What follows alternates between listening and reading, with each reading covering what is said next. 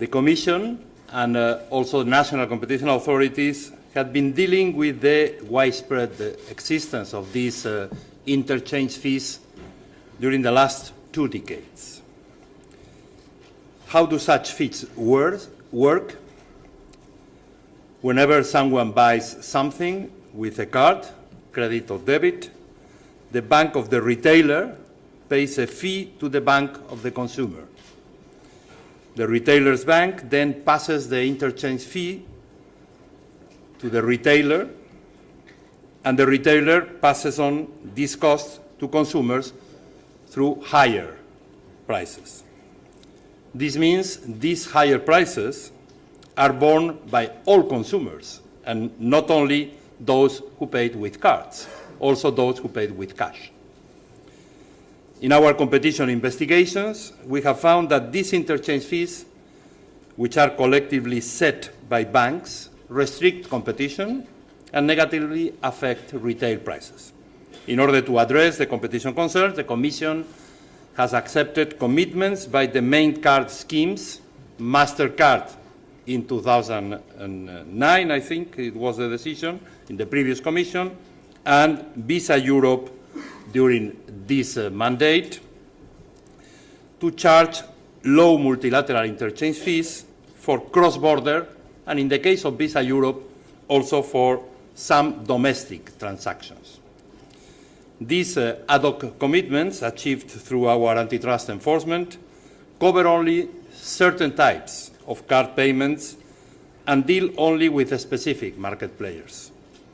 Interchange fees on most domestic transactions still vary widely across member states because every time that these MIFs are set up at the national level, with the exception of the 7 countries affected by the commitments with Visa Europe, in all the other cases, these are different MIFs, different levels with strong divergences that creates a very serious fragmentation of our internal market. Therefore, ex-ante regulation is required in order to cap the MIFs for everybody and everywhere in the EU. The regulation we have adopted today will impose caps for interchange fees with respect to the widespread cards which merchants in practice cannot refuse. That is to say, the consumer debit and credit cards. The cap levels, as Commissioner Barnier said, 0.2% for the transactions in debit cards and 0.3% for credit cards, are those that were accepted in commitments to the Commission from Visa Europe and MasterCard, and were also included in the decision about the carte bancaire in France. They give merchants a share of the benefits of accepting cards instead of cash. The proposal also ensures that merchants will be able to reject or surcharge any cards whose fees are not regulated. This way, merchants and consumers will receive clear information on the costs of cards. This will allow consumers and merchants to take better informed decisions on which payment tools to use and will make the market more competitive. In applying the caps for consumer debit and credit cards, there will be 2 stages.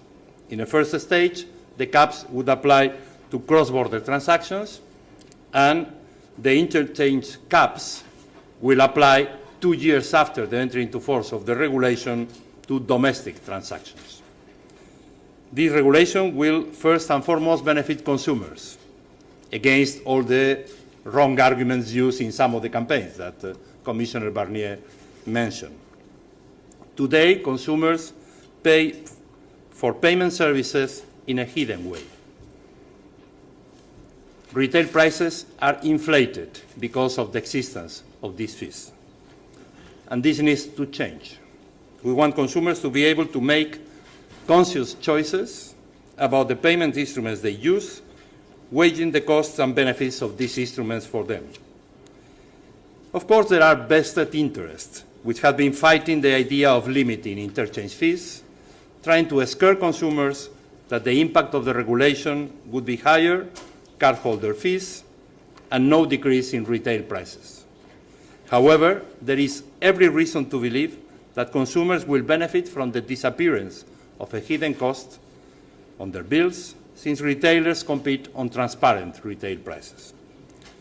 By contrast, there are absolutely no reason why lower interchange fees should translate into higher cardholder fees, because while interchange fees are hidden, banks compete on transparent cardholder fees when they want to issue a card to a particular client.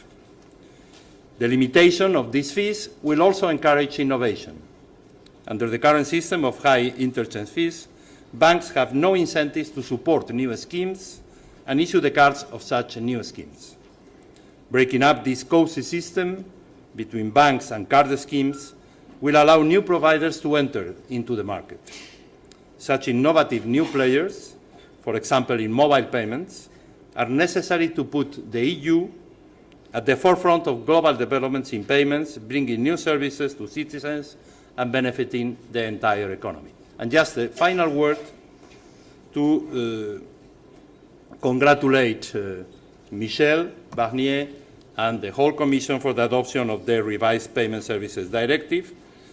Internet payments are increasingly important for consumers, and this is an area where we had been scrutinizing from our antitrust competence. We avoided, thanks to the opening of an investigation, some barriers to entry that were prepared through standardization. This operation was stopped, but a regulatory framework on these issues is also needed to allow for market access of non-bank players in internet and card payments.